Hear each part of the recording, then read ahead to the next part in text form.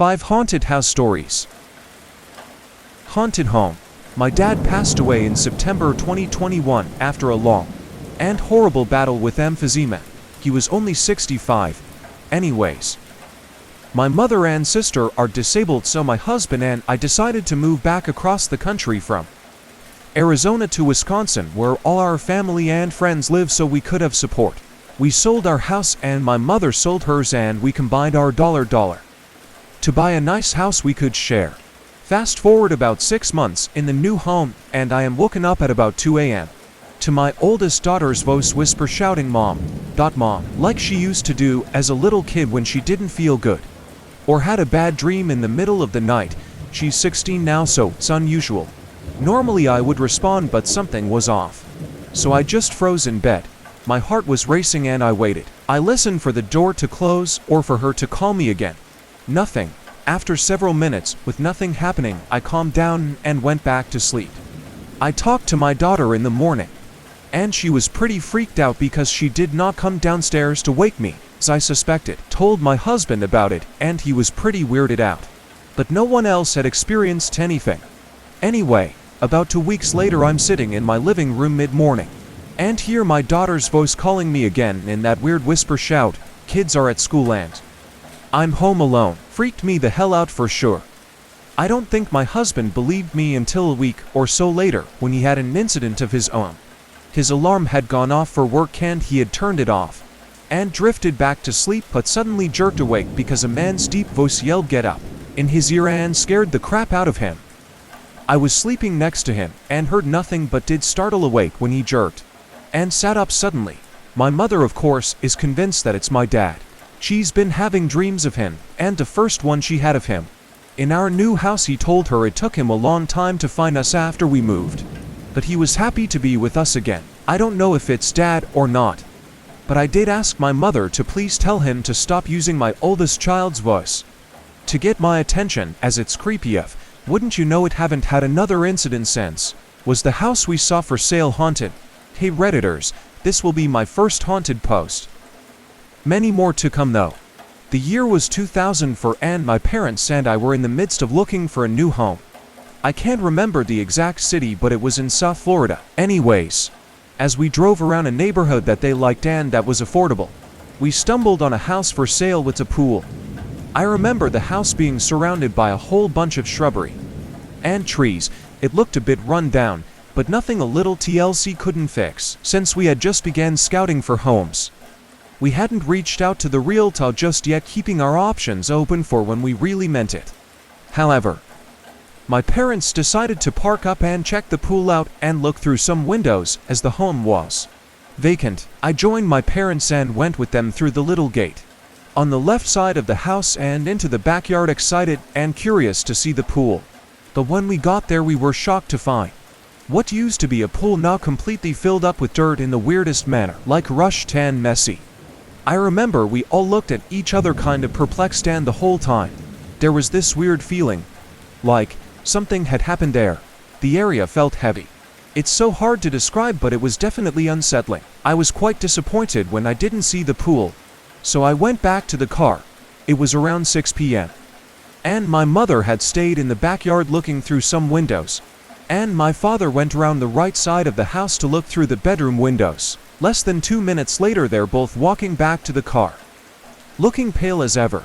They get in the car and there was this dead silence, as if they were in too much disbelief with what just happened to them.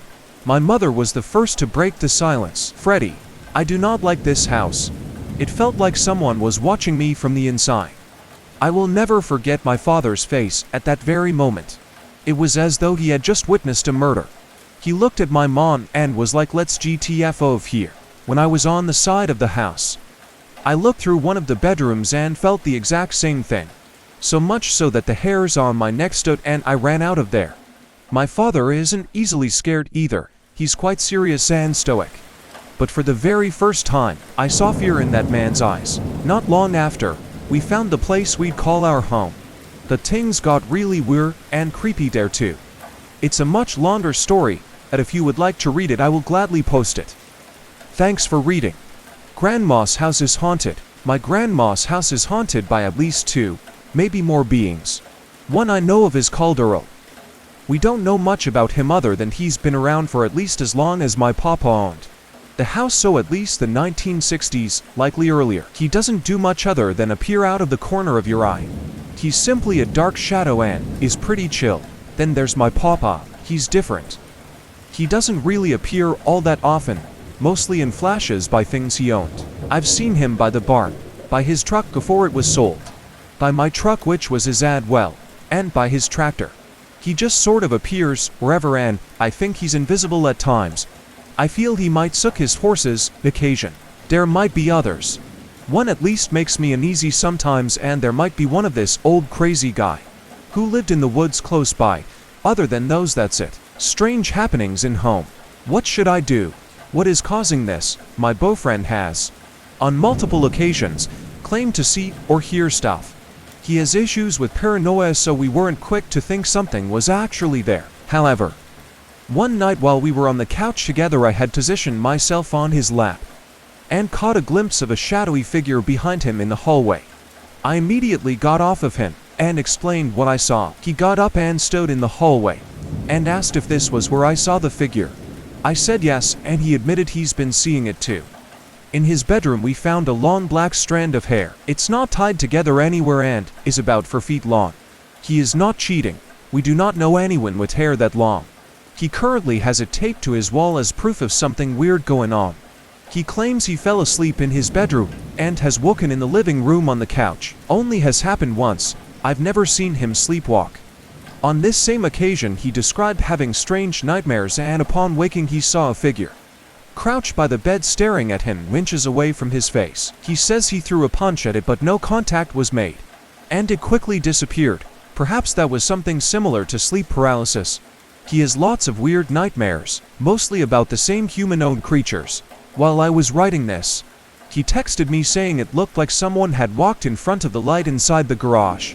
He says it absolutely wasn't a flicker and the cats were in the house.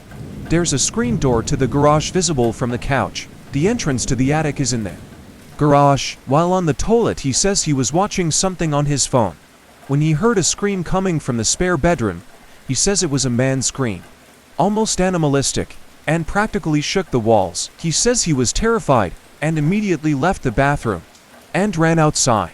He had to pass the bedroom on his way out though, and says it sounded like something was following him. He says sometimes he hears a loud ringing and the cats react to it too. I cannot find the source of the ringing he hears and am not home. When he hears it, about 6 months ago he'd tell me about a man he'd see in the home. He described him as an old naked man that would stand facing the corner then disappear. He's convinced he's an omen and a death or bad event always follows. My first haunted house, and I wasn't scared. Hear why. Well, not completely scared. The startles were good but was quick to recover because I was too invested in the narrative. Even at one point, I almost got kicked out by breaking the #1 rule in haunted houses. This was my first time experiencing it together with my colleagues. Before heading in, the staff gave us a rundown of what to expect inside. It was when she mentioned about watching out for clues and contemplating decisions that had my gears turning, so I leaned forward and gathered as much info as possible. I've played Outlast and other games of the same genre, so I unintentionally got the actors confused when curiosity overshadowed my fear of the unknown. For instance, whilst my colleagues were trembling in the corner after encountering a ghost lady in the closet, I leaned in forward to listen to what she's saying cause it might be clues, even asked questions that perplexed the actor scene as though she made a quick pause before disappearing back into darkness. The place got me tunnel vision on clues and decisions to the point I was reading and flipping, not misplacing props left and right, completely overlooking the golden rule. The warning came when I approached an actor that acted terrified by attempting to comfort him. He uttered softly "yellow card" to my ear and it snapped me back into reality. The ending was as almost the same as the movie Cabin in the Woods. I chose to die with my friends than see them suffer. Underwhelming. But I'll take it. The narrative ends and the staff followed us out to the exit. I did request them to relay my apologies to the actors, hoping they would forgive my incompetence. If there's next time, but different location, I'm gonna make sure to be scared. Literally. Thanks for listening. Like and subscribe.